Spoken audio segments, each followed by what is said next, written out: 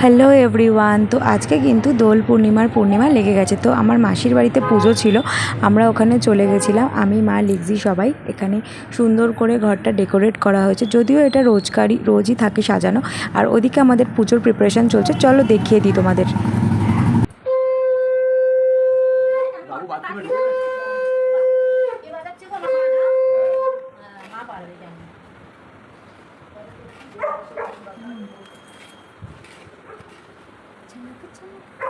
সায়ন্তিকাকে দেখলাম।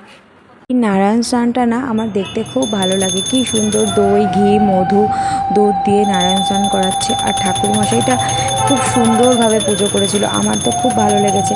খুব সুন্দর করে সাজিয়ে একদম পরিপাটি করে পুজো করেছে। আর নারায়ণ পুজো মাঝে মাঝে হওয়া কিন্তু ঘরের জন্য খুব মঙ্গল।